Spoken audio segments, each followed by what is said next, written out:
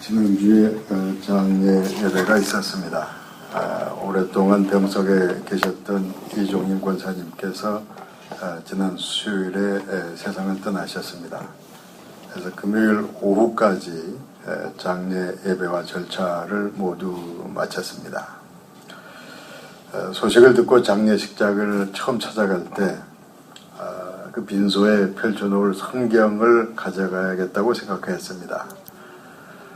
그래서 저희 책꽂이에 있던 성경 중에서 아직 사용하지 않은 성경을 한 권 가지고 갔습니다.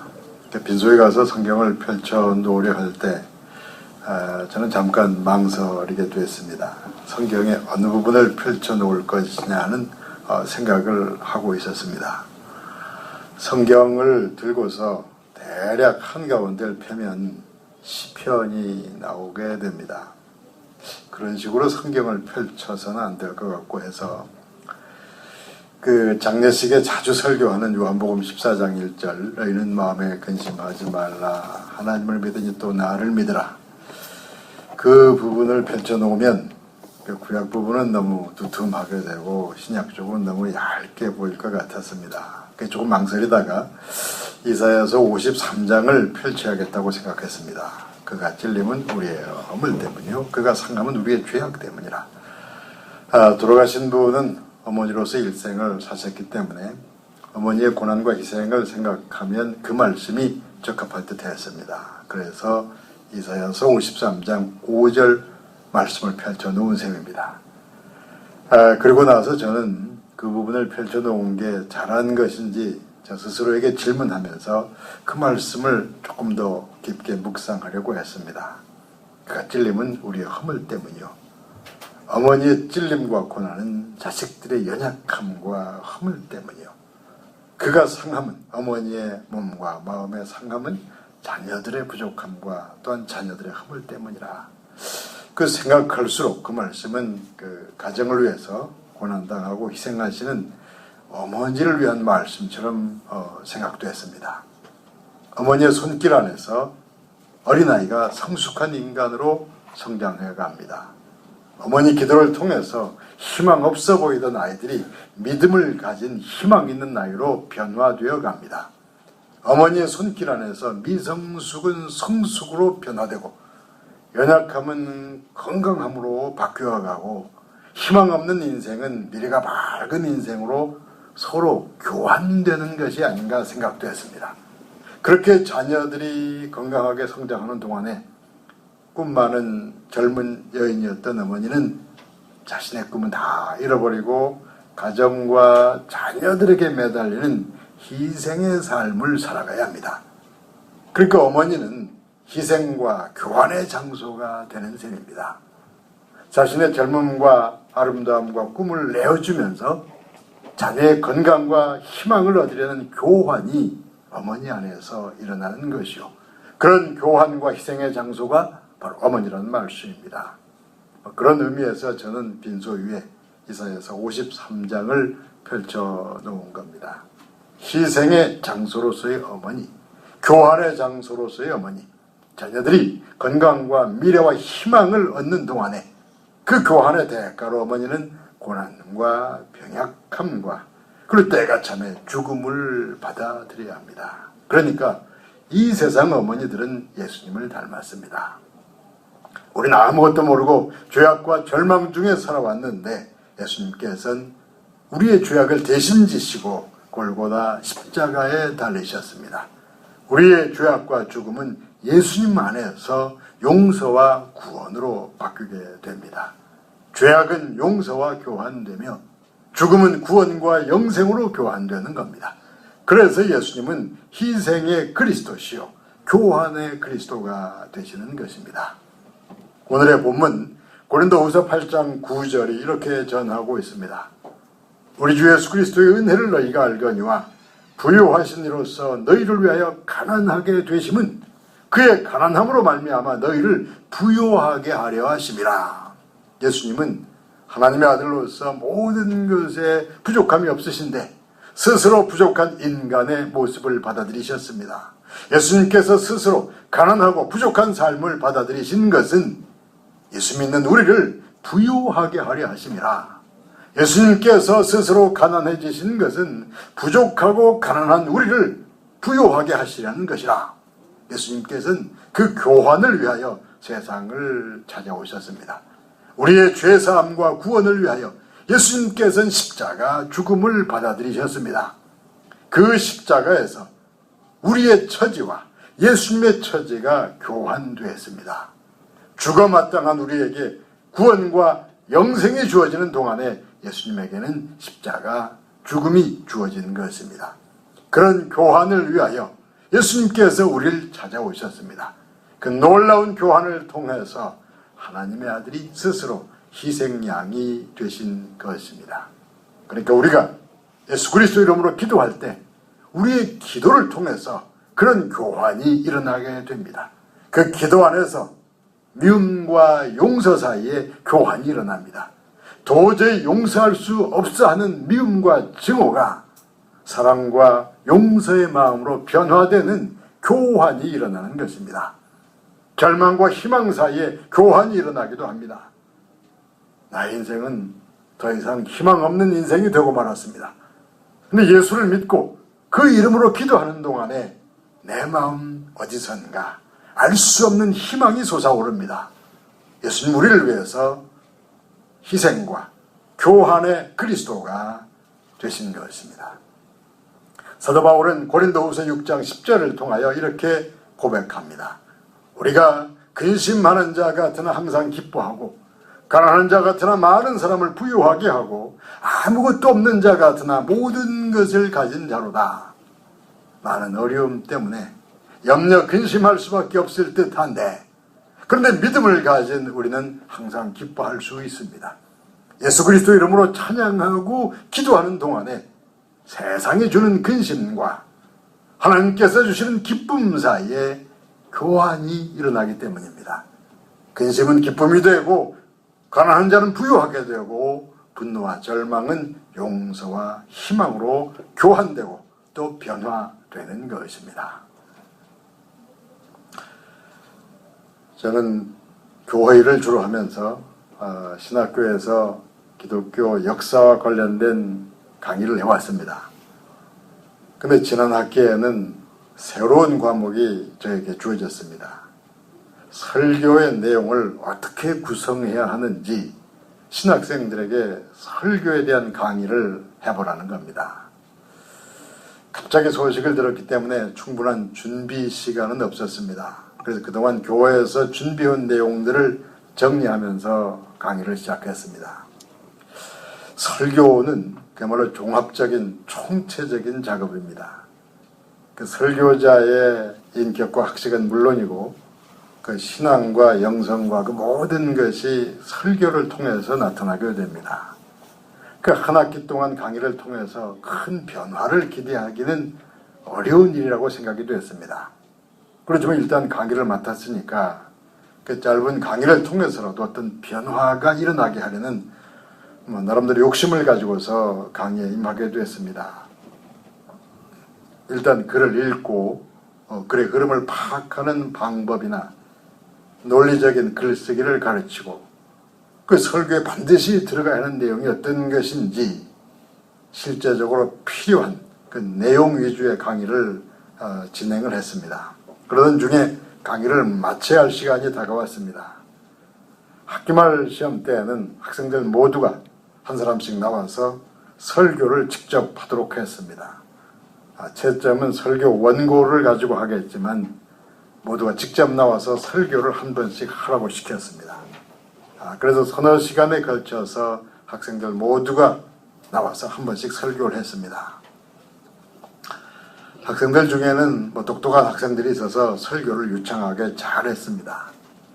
그런데 평소에 별로 드러나지 않던 어느 학생이 성실하게 작성한 원고를 제출한 다음에 진지하게 설교를 시작하게 되었습니다. 별다른 기대를 하지 않던 학생이 열심히 준비해서 진지한 열정을 가지고 설교를 했기 때문에 그 학생이 가장 잘했다고 해도 누구도 반박할 수 없을 듯 했습니다. 학생의 설교는 어느 책에 나온 이런 이야기를 소개하면서 시작됐습니다. 부모님 두 분이 갑작스런 사고로 돌아가시는 바람에 어린 나이에 둘만 남게 된 형제가 있었습니다. 10살이 채 안 된 나이에 동생을 거느리고 가장이 된 형은 어려서부터 어른처럼 살아야 했습니다. 동생을 위해서라면 어떤 일도 참고 살려고 했습니다. 먹을 게 생기면 동생이 먼저 먹게 했고 헌 옷이라도 생기면 동생부터 입히려고 했습니다. 그러다 형은 동네 교회에 나가게 됐고 어려서부터 고난을 알아서 그런지 신앙생활을 열심히 하게 되었습니다. 근데 동생은 형과 반대편 길을 걸었습니다. 사춘기에 심한 방황을 하더니 점점 어두운 길로 가다가 결국에 폭력배들과 어울리는 데 됐습니다. 그러던 어느 날이었습니다. 밤이 깊어도 동생이 돌아오지 않았습니다. 그 12시가 넘어서 깊은 밤중에 동생이 피투성이가 된 채로 창백한 얼굴이 되어서 돌아왔습니다. 동생은 하얗게 질린 얼굴로 형에게 이런 말을 했습니다. 친구들과 함께 시비가 붙어서 싸움을 하게 됐는데 싸움이 격렬해지다가 결국은 사람을 죽이게 됐다는 겁니다. 그런 범죄를 저질렀는데 막상 갈 곳이 없어서 일단 집으로 왔다고 했습니다. 동생의 말을 다 듣고 난 형은 어찌할 바를 알 수가 없었습니다. 그 일단 사태를 수습해야겠다는 생각에 형은 동생으로 하여금 그 피 묻은 옷들을 벗게 했습니다. 동생의 피 묻은 옷을 한쪽으로 치우고 무릎을 꿇고 잠시 기도한 다음에 형은 깊은 생각에 잠겼다가 동생의 그 옷을 입었습니다. 형이 동생의 옷을 다 입었을 때쯤 문을 두드리는 경찰관 소리가 들렸습니다. 그리고 갑자기 들이닥친 경찰관들은 그 피 묻은 옷을 입은 형에게 그냥 수갑을 채우면서 물었습니다. 너가 바로 그 범인이지. 저 동네에서 패싸움 벌이다가 사람을 죽인 범인이 너지. 형은 간단하게 이렇게 대답했습니다. 저는 그 죄에 대한 벌을 받아야 합니다. 저는 그 죄에 대한 벌을 받겠습니다. 그 경찰관들은 형이 범죄 사실을 그냥 시인하는 걸로 생각하면서 수사와 재판 과정을 아주 빠르게 진행시켰습니다. 형에겐 사형 판결이 내려졌고 그 판결을 받은 형은 형집행을 기다리는 처지가 되었습니다. 그 형집행이 가까워졌을 때 형이 교도관에게 간절한 부탁을 했습니다. 제가 처형된 다음에 이 편지를 제 동생에게 전달해 주십시오. 자신의 형이 집행되고 나면 그 편지를 자신의 동생에게 꼭 전해달라고 했습니다. 그러면서 형은 정성스럽게 쓴 편지를 잘 인봉해서 교도관에게 건네주었습니다. 얼마 없어서 형은 집행됐고 결국 형은 세상을 떠났습니다. 교도관은 약속대로 그 동생을 찾아갔습니다. 어렵게 찾은 동생에게 교도관은 편지를 전해주었습니다. 교도관이 돌아간 다음 동생이 편지를 뜯어보았을 때 거기에 이런 내용이 들어있었습니다. 사랑하는 동생아, 나는 너의 피 묻은 옷을 입고 너 대신 죽게 될 것이다. 그러니 너는 나의 옷을 입고 나 대신 살아라. 그 뒤늦게 뉘우친 동생은 모든 사실을 밝히려고 교도소를 찾아가고 경찰서를 찾아갔습니다. 그런데 사건의 모든 내용을 새롭게 수사하고 또 재판하는 일은 모두 다 꺼려했습니다. 그리고 동생의 말을 사실 그대로 믿기도 어려운 일이니까. 그래서 경찰관들은 동생에게 오히려 이런 부탁을 했습니다. 어차피 너의 형도 그런 부탁을 했으니까 너가 이제부터 너의 형의 옷을 입고 그 형처럼 살면 될 게 아니냐. 결국 동생은 집으로 돌아와서 형의 옷을 입고 새롭게 형처럼 살기 시작했다는 이야기입니다. 그 학생은 그 이야기를 시작해서 그 믿음과 변화에 대한 설교를 하려고 했습니다. 사랑하는 동생아, 나는 피 묻은 너의 옷을 입고서 너 대신 죽음을 받아들일 테니까 너는 나의 옷을 입고 나처럼 살아다오. 그 부탁은 형이 동생에게 했던 부탁이면서 동시에 십자가에 돌아가신 예수님께서 우리 모두에게 남기신 부탁이기도 합니다. 학생의 설교를 듣는 동안 교수와 학생이 바뀐 듯한 느낌이 들었습니다. 그 학생의 설교가 제가 오래전에 잃어버린 그 믿음의 순수함과 열정을 되살리는 듯한 느낌을 받은 겁니다. 저런 믿음과 열정이 있다면 교회의 개혁과 변화도 얼마든지 가능하겠구나 하는 생각을 했습니다. 그 강의를 통해서 저는 책에서 배울 수 없는 소중한 걸 배웠고, 그 학생은 자신도 모르는 사이에 저를 가르치고 있었습니다. 학생과 교수 사이에 보이지 않는 교환이 일어났다고 생각도 했습니다. 그런 교환이 일어나고 교환을 위한 희생이 일어날 때 진정한 변화가 일어나게 됩니다. 하나님의 아들은 죄인의 십자가를 받아들이고 십자가에 달려야 할 죄인들은 아무 공로 없이 용서와 구원을 받고, 그런 교환을 위하여 예수님께서 희생과 죽음의 길을 가셨습니다. 그걸 믿고 깨닫는 사람들에게서 진정한 변화가 일어나게 됩니다. 교환과 희생이 일어나는 곳에서 진정한 기독교적인 변화가 일어나는 것입니다. 여러분들께서도 진정한 변화를 원하신다면 그 교환과 희생에 대해서 관심을 가지셔야 합니다. 우선 먼저 서로 입장에 서서 서로의 마음을 헤아리려고 하는 그 보이지 않는 교환부터 시작해 보시길 바랍니다. 내가 저 사람의 입장이라면, 내가 저 사람이라면 이런 나를 어떻게 생각할 것인가?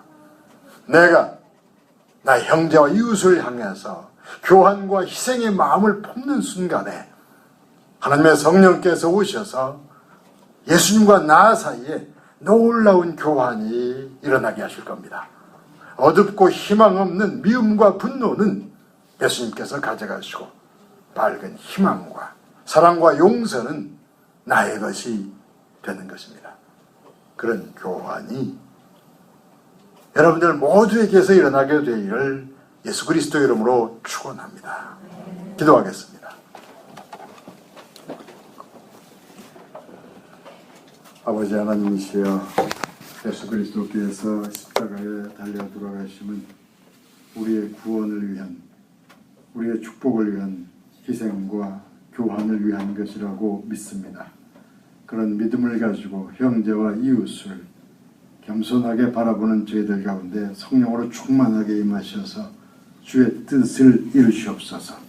우리 주 예수 그리스도 이름으로 기도하옵나이다. 아멘.